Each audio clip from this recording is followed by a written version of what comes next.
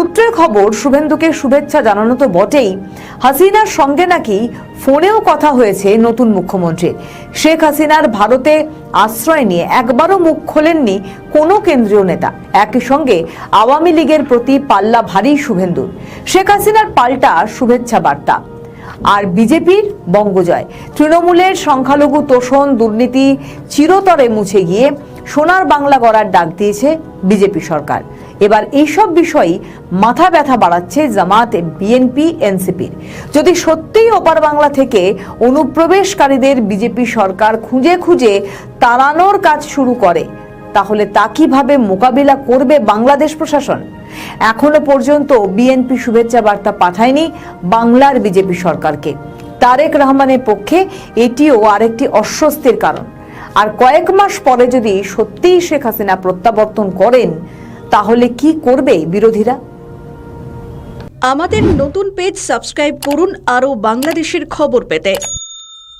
বাংলাদেশ কি আন্তর্জাতিক শক্তির হাতে বন্দী? না হলে কেন আমেরিকার সঙ্গে চুক্তি করে ফেঁসে যাচ্ছে ঢাকা?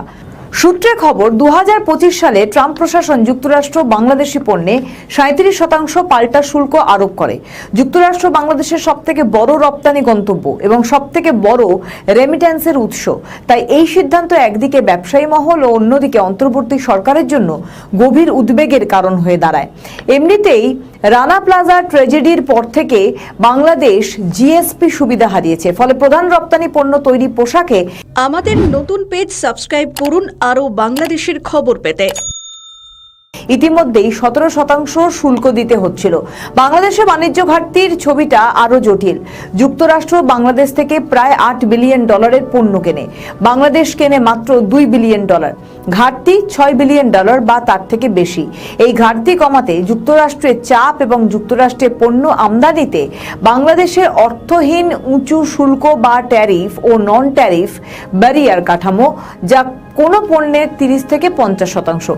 দেশের শ্রম মানহীন আইন ও পরিবেশগত মানদণ্ড ইত্যাদি আলোচনায় বাংলাদেশের কৌশলগত অবস্থানকে আরো কঠিন করে তুলেছিল। মধ্যস্থতায় বসে বাংলাদেশ আমদানিতে আরো বৈচিত্র্য উদ্যোগ নিয়েছে। এর জেরে ভারত থেকে গম, ভুট্টা ও তুলো কৃষি পণ্য, ইন্দোনেশিয়া থেকে ভোজ্য তেল, ইউরোপ থেকে বিমান ও অস্ত্র, মধ্যপ্রাচ্য থেকে এলএনজি ও জীবাশ্ম জ্বালানি আমদানি কমিয়ে মার্কিন যুক্তরাষ্ট্র থেকে সোর্স করার 5 থেকে 10 বছর মেয়াদী একটি সিদ্ধান্ত নিয়েছে। এর জেরে ওই দেশের সাথে বাংলাদেশের দ্বিপাক্ষিক বাণিজ্য কিছুটা কমে আসবে এবং এতে তারা ক্ষুব্ধ হয়েছে। এই চুক্তির একাধিক বাধ্যবাধকতা ও সীমাবদ্ধতা রয়েছে। মার্কিন যুক্তরাষ্ট্র যখন নিরাপত্তা বা অর্থনৈতিক কারণে কোনো দেশের বিরুদ্ধে বাণিজ্য নিষেধাজ্ঞা দেবে, তখন বাংলাদেশকেও পরিপূরক নিষেধাজ্ঞা দিতে হবে। অর্থাৎ আমেরিকা, চীন বা রাশিয়াকে শাস্তি দিলে বাংলাদেশকেও সেই পথে হাঁটতে হবে, এমনকি যদি তা বাংলাদেশের নিজের স্বার্থের বিরুদ্ধেও যায়। চীন বাংলাদেশের সবথেকে বড় আমদানির উৎস। এই শর্ত মানলে রোহিঙ্গা সংকট থেকে শুরু করে বিদ্যুৎ পর্যন্ত প্রত্যেকটি ক্ষেত্রে চীনের সাথে স্বাভাবিক সম্পর্ক ব্যাহত হতে পারে। ইউরোপীয় দেশগুলোর সাথে যুক্তরাষ্ট্রের এমনই চুক্তি রয়েছে, কিন্তু একটি স্বল্প আয়ের উন্নয়নশীল দেশের জন্য চরম অবিবেচক শর্ত। এই চুক্তি কার্যত বাংলাদেশকে চীন বা রাশিয়ার সাথে এফটিএ করতে বাধা দেয়। চীন বাংলাদেশের সবথেকে বড় আমদানি উৎস, অবকাঠামো বিনিয়োগকারী এবং প্রযুক্তি সরবরাহকারী। বিমান বাংলাদেশ এয়ারলাইন্সকে 25টি বোয়িং বিমান কেনার প্রতিশ্রুতি দেওয়া হয়েছে।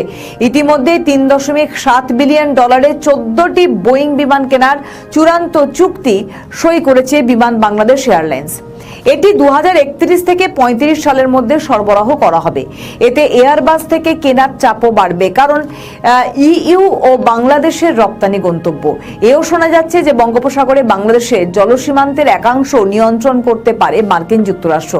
তার মানে এবার বাংলাদেশ থেকে যেসব জাহাজ অন্যান্য দেশে যাবে তাতে নজর রাখবে ওয়াশিংটন। সব মিলিয়ে কতটা ফাঁদে পড়ল বাংলাদেশ, এর উত্তর দেবে আগামী। আমাদের নতুন পেজ সাবস্ক্রাইব করুন আরও বাংলাদেশের খবর পেতে।